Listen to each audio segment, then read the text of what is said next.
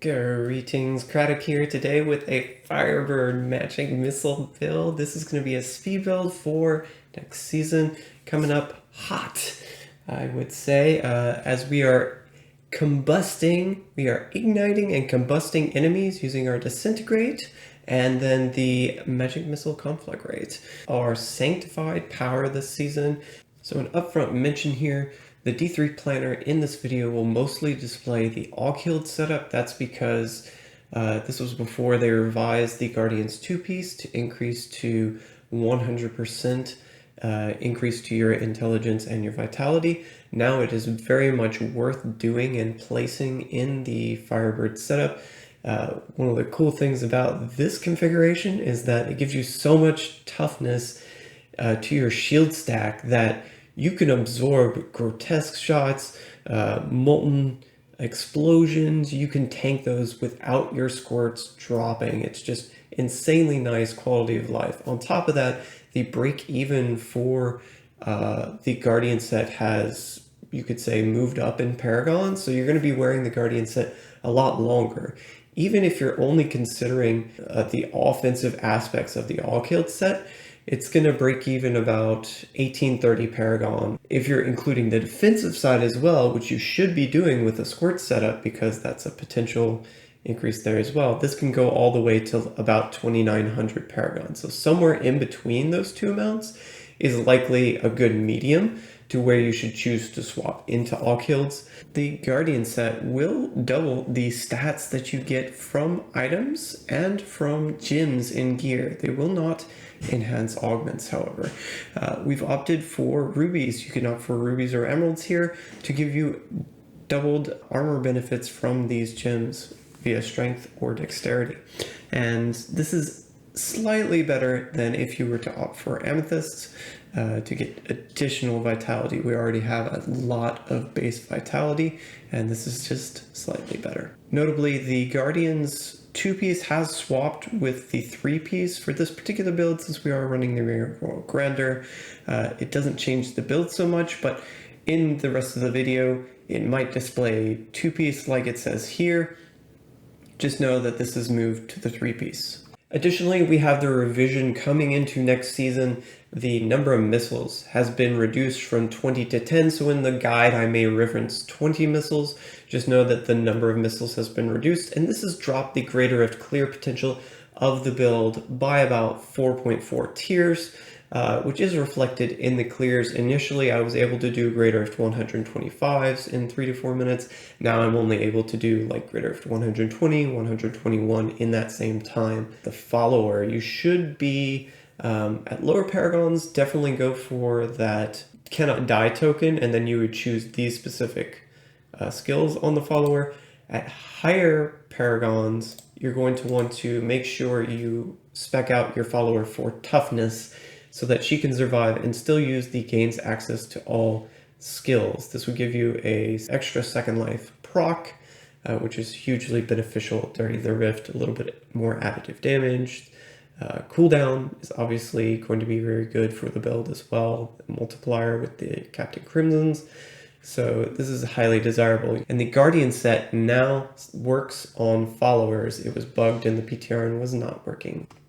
One of the first things we have to do is confirm that the Firebird 6-piece combustion procs are occurring on backline targets, because what we saw with Tarasha is that the Seeker Rune missiles were only hitting the front targets. And my concern here was that the backline targets would not get those combustion procs because it's not technically direct damage that is affecting them, even though it is fire damage instant. Here's a volley. And the game is having trouble displaying all of the damage instances. There's going to be sporadic damage all over the place, but what is important here is that we're seeing, like, here's a 9 trillion hit on a backline target.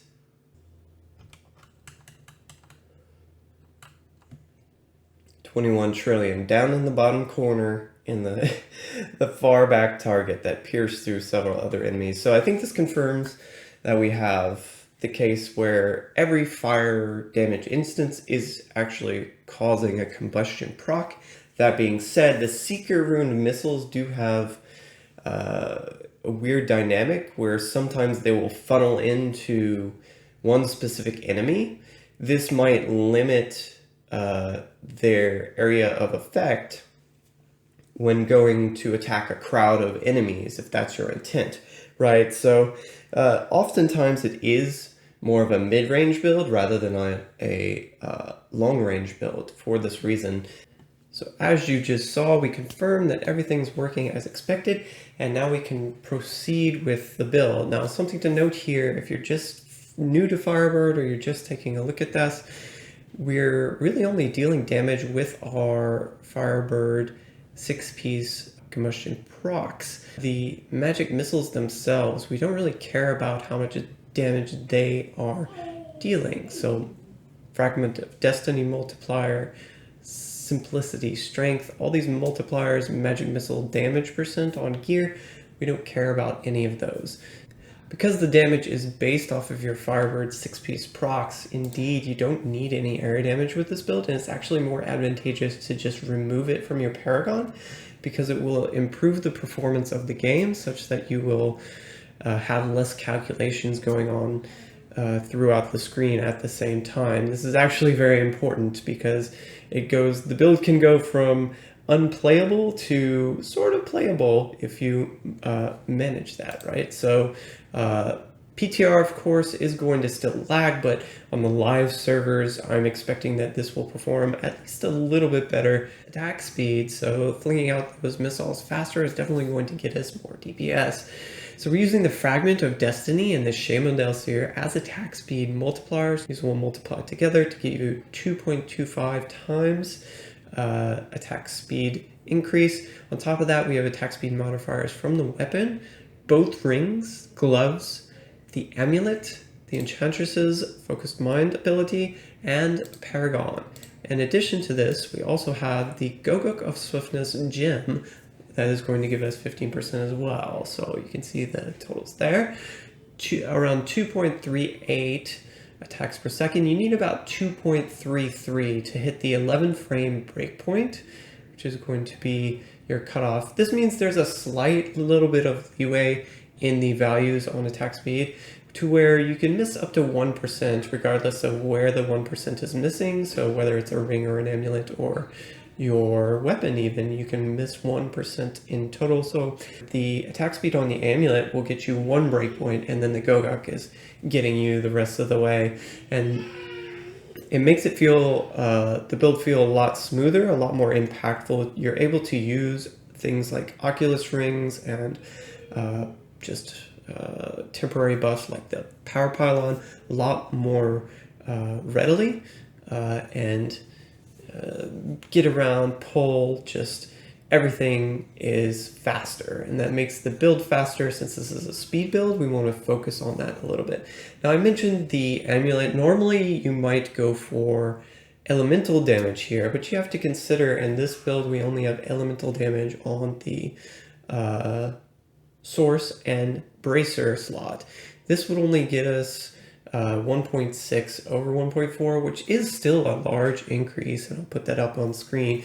However, the breakpoint that we're achieving through this increase from the attack speed is not exactly the same increase, but very close, and I think it's still worth opting for with such a small loss in total DPS. Again, since we are focusing on a speed build here. So for global multipliers, we have the Firebird 6-piece 51 times multiplier there. We have the Focus and Restraint. We're using the Disintegrate as a spender and the Magic Missile as a generator, so this fits in nicely. 2.25 times increase there. We have the Captain Crimson, so our cooldown value becomes a multiplier itself. This is why cooldown affixes on gear, such as on the weapon and the shoulder piece, are going to be very impactful. And also we get the damage reduction. I'll go over that after in terms of RCR that we have on gear. So one of the cool interactions here is while we do still have a close range setup with the Bane of the Trapped and dealing damage to enemies within 15 yards with the Audacity. The Stone of Vengeance still allows us to deal damage at range, and in fact, the stun proc on the Stone of Vengeance, because you're shooting at 20 missiles and each one of them has a proc chance, will proc on targets at range very often. You'll find yourself auto-procking the stun on pretty much the entire rift as you go along. Now, this doesn't matter much for enemies that are closer in, usually, but can be of benefit because it procs stun, and then you gain bonus multiplier from Bane and the Trapped at range on those targets that are CC'd at the time. We're running Audacity in the build because it's a little bit easier to hit targets that are close to you. So hitting targets with all 20 missiles is going to involve being closer to them. And typically you'll want to do this right outside the periphery of the Oculus ring spawn that's going to be on our Enchantress. Spawns a ring of power, giving us 85% multiplier while we're standing in it. And you can actually just stand right outside the edge and still get, as long as your character model is still touching the ring, get that multiplier, you'll find. So pretty nice positioning there. You really only want to engage trash mobs that are A, going to help you spawn an Oculus ring, or B, healthy enough to warrant the progress that they represent. So Hulks are very good to clear with this build, Grotesques, these type of monsters that have nice progress. Aside from that, we have the Orb of Infinite Depth multiplier, 40%. Squirt's Necklace, very hit or miss depending on who you ask. Sometimes it's a very desirable bonus. Players like to play around the shielding, and indeed this setup features a lot of toughness and vitality and things to boost the shielding to protect Squirt's Necklace multiplier here as well. So we have Deflection, which is going to scale with our attack speed, gives us a 4% life and damage shield, and this is going to refresh on top of our Galvanizing Ward. Since this only refreshes every 5 seconds, our Deflection will be on top and absorb most of the damage and protect us. And then the Galvanizing Ward is there as backup for if we get hit by a big attack. Hopefully it will still soak up into that shield stack and not damage our life and take away the Squirt's bonus. Even still, I found that Squirt's uptime was very high at 1700 Paragon, definitely to warrant its placement in this configuration. So I've already covered elemental damage, but additive damage is also a slight focus of this build. We have the Unwavering Will giving us 10%, with the Magic Weapon 10% as well, but then we also place Spell Steal. Now a good alternate to Spell Steal if you want optimal time either channeling your Disintegrate and or casting your Conflagrate missiles would be to opt for the Frost Nova Bone Chill.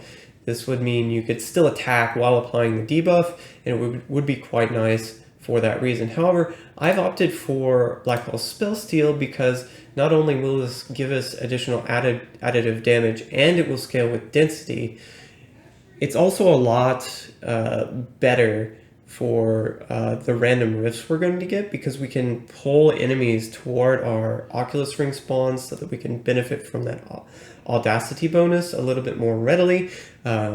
Elite packs that are ranged like to disperse often, and if they disperse, it will take a lot longer to kill them. So this is a good utility spell. So even though it takes time to cast it, I think it's well worth having the pull in the build just to be able to clear a little bit easier. So Toughness is also a large feature of this build, mostly to keep up that Squirt's bonus, but also just to stay alive. We have a lot of damage reduction coming from the Firebird's 4-piece. Remember, you do have to channel both to keep up your damage reduction here at 80% and also to deal damage. So you'll see later why I've kept a lot of resource cost reduction in the build is so that we can more easily spam that Disintegrate, both to tag new enemies, but also to keep our stack count high. this is something we're going to want to do. And you're going to want to re-tag groups of enemies in between cycles if they haven't died already, to be able to reignite enemies that have just spawned or come into range. Aside from that, we have the Orb of Infinite Depth, 80% damage reduction, which is going to be quite nice for overall toughness. This is a closer range item. We're going to have to continually cast our Explosive Blast Chain Reaction to be able to hit enemies, but it's a fairly easy one to achieve as you're going through the rift with higher cooldown. Another benefit of the Captain Crimson setup is you get a lot more leeway on maintaining this Orb of Infinite Depth bonus, which is quite nice. We also get a lot of toughness from the Gogoku Swiftness. Why it's such a great choice is it gives a lot of dodge. Close to 30% dodge once you level it up fully is just insane for not even tanking, just avoiding damage flat out. Is just a nice combination to have, especially when you're going up against electrified reflex damage mobs. You're proccing those elite affixes so often that just avoiding a lot of that damage can help considerably. The inclusion of Guardians means we're going to benefit greatly from both vitality and life percent affixes. Getting those affixes, especially on like the Saurus helm, shoulder piece, belt, etc., chest piece, are going to be extremely important. The focus on resource cost reduction here through the captain's set. So I've placed, one affix here on the gem and the helm. One of the cool things is you can easily swap your cooldown and RCR affixes. So for example, we have cooldown on the weapon right now, but I could easily just place a diamond in the helm and run with the RCR on the weapon if you were, for example, to find a weapon that has a different assortment of affixes. So it makes it a lot easier to find a weapon in this case because of that. And then we have the resource on the shoulder piece as well, giving us around 40 or 42% resource cost reduction in total, again, to spam that disintegrate. Now, as far as our passives go, you definitely want the evocation for the cooldown and the multiplier there, but our final passive here, Unwavering Will, is also giving us a significant amount of toughness. And you have to consider there's the Safe Passage, which when you're moving gives you 25% damage reduction. And then when you're standing still, what I like about the Unwavering Will is it's sort of the counter to the other side of this coin, a buffer, extra level of toughness that you're getting in some way. So whether you're moving or you're standing still, you always have toughness, and that's quite nice. But there are some alternatives here. Blur is a great choice just to give you more consistent DR. You can also opt for that double second life, especially with reflect mobs in the mix.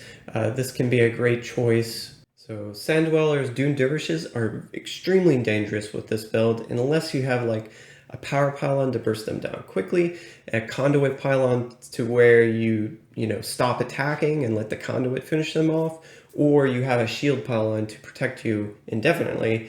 It's extremely difficult to engage into these monster types because their reflect attack will deal so much damage to your character and basically burn through not only your health, but proc your second life passive from the Firebird set.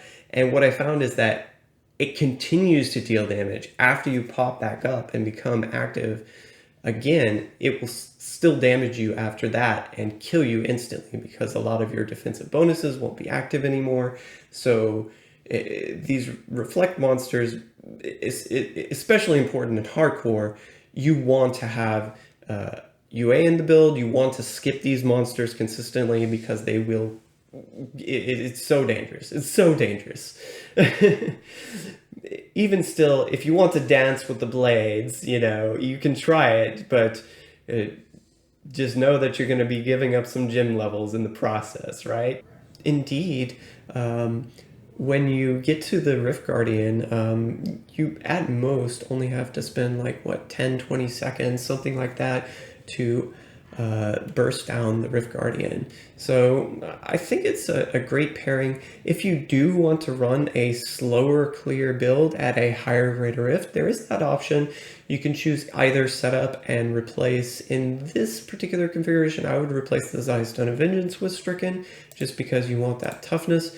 So most important for the secondaries is going to be the reduces duration of control and pairing effects. You want at least 1, 2 would be better though, just to really limit the duration of fears, stuns, those sort of things that come onto your character. Single resistances are going to be nice for toughness, as are, if you can fit them in, the reduces damage from ranged and melee attacks, and you're going to want to seek out those pickup radius affixes because you don't really run around that much with this build. You have to teleport, and the more times you have to teleport to pick up a spread of orbs that comes out from an elite, that results in increased clear time. So that's not a good thing. If you happen to get them, that's not so bad. Are the chance to chill and chance to slow on hit affixes that you can get on like your shoulder piece and pants. You know, not such the worst thing to have because it does, again, slow at range, right? Or chill at range. However, I've placed different affixes because they're just easier to get and generally more useful. But having max AP on your source and weapon is kind of nice just to increase your arcane power pool. Yeah. So that's about it for this build. I hope you enjoy the Firebird magic missile coming into season. Cross our fingers that we get to keep these 20 missiles because I am loving it. So catch some gameplay and I hope you have a good day. Like, subscribe. Thank you very much and catch you in the next one.